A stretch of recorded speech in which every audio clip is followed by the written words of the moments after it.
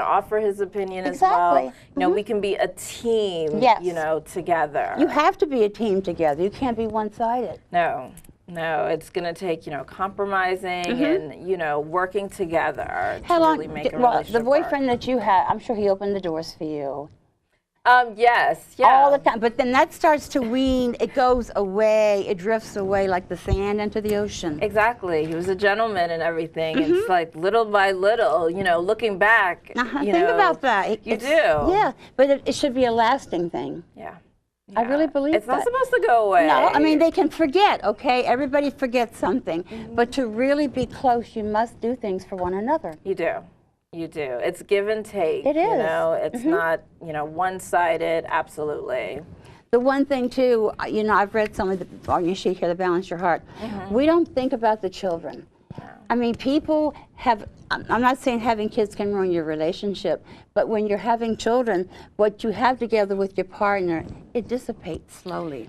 It does, and I believe that it's important to remember to, even when you have children, to still focus on your relationship. Your relationship is important. You know, still go out together, still have date night, you know, still spend that time alone together because you still need to cultivate and, you know, help your relationship to grow. I call love is like a flower. The more you nourish it, the better it will grow. There you go. I love it. And you have to do that because if you let it go, it's going to limp and die.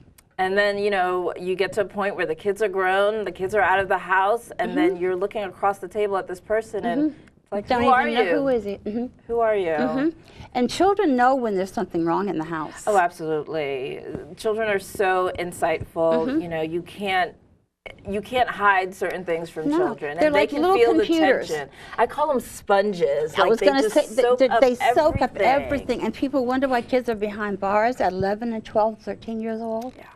Because it's in the household. And I know my audience is not going to like this, but I tell the truth. But that happens to a lot of children. It does. It does. Because there's no one there to get up in the morning. Dad's gone to work. Maybe mom had a few drinks too many. But this is what happens today. They don't have, you know, good role models, you know, in their houses. No one to give them that guidance so that they know the paths that they need to go. I'm not going to say, audience, that we're trying to put you down, but we're just trying to give you a little bit of good insightful advice, I guess I should say. Absolutely. But, you know, we need to, I'm worried more about the children, though, because you find, they talk today about children being overweight. Food is a pleasure and a hug to a child. It does. The food is always there. Yeah. You know, it's comforting, you know, it's warm, it's good, and it's like being hugged and kissed. And then when everybody gets together in the house, mom and dad are having a fight, and what happens to the children? They think that's the way marriage and growing up should be. Exactly. And when they grow up and they get into relationships of their own, that whole cycle just repeats itself. It just repeats itself because she'll have a baby, he'll leave her, and she'll go and have another baby with somebody else. And it's just a friend of my niece's was over the house about a month ago, and he says, "What's a stepdad?" And I said, "Do you have a stepdad?" Because I knew he didn't.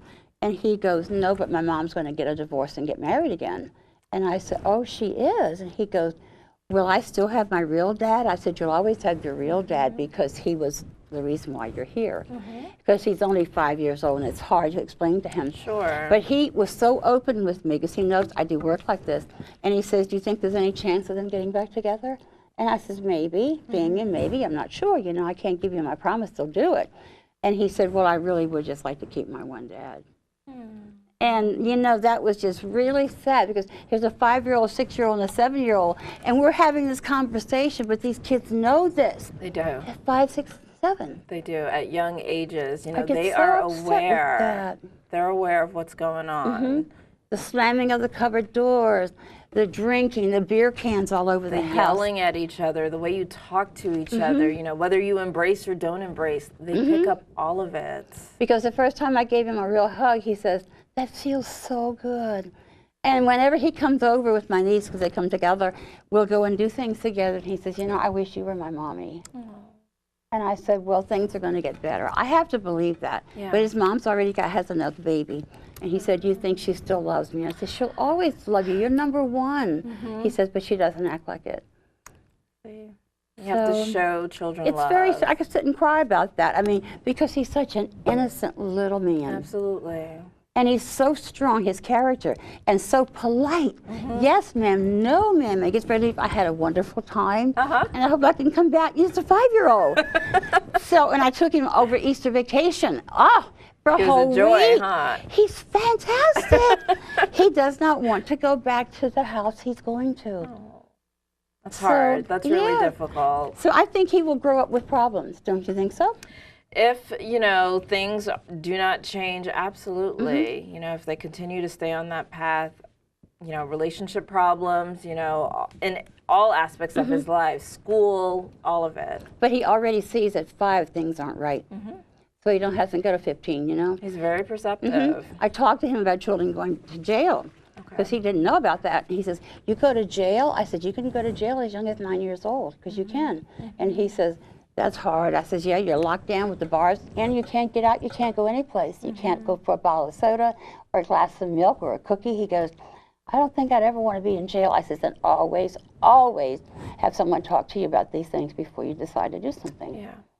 So it's like you and I or anybody. You can be with a person, you can have your best friend say, he's not good for you. Are you going to listen?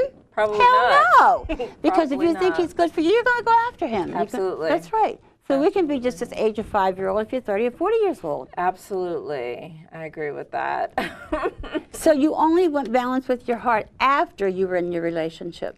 You know, after I came out of that relationship, you know, and I started reading and everything. How long did it take you to get away from him? I would say a couple weeks, you know. A couple weeks? Yeah. You know, I mean, fortunately, you know, when I decided to leave, you know, he didn't fight He didn't try to stop you? No, Good. he didn't. No, he didn't.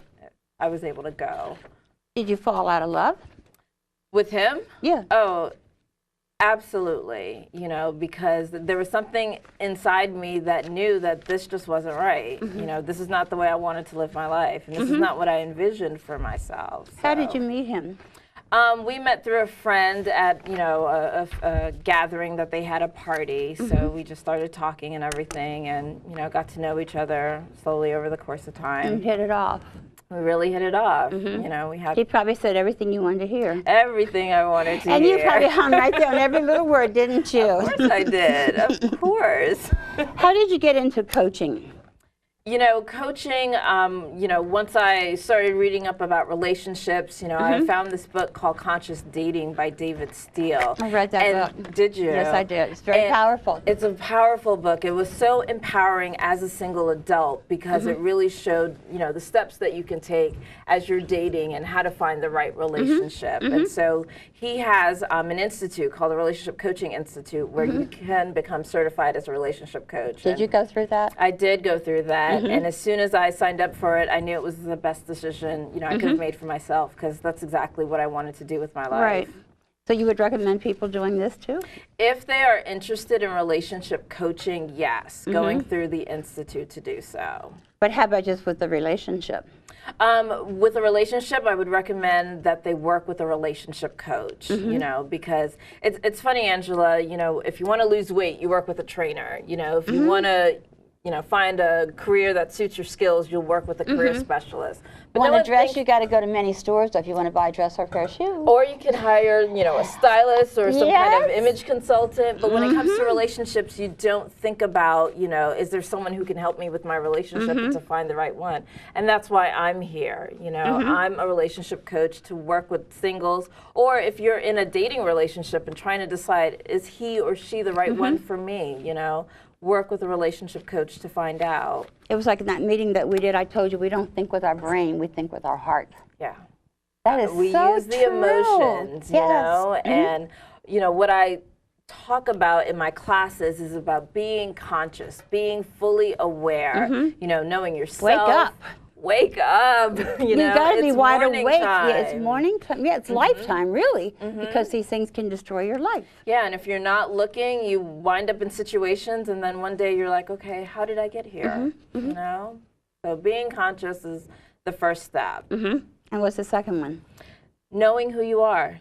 Got to know who you are. You got to know what you want. And that includes, you know, what's your vision for your life? What's your purpose? You know, what are your values? What do you hold dear to you? And then when you have a partner, you know, making sure that you're both in alignment, you know.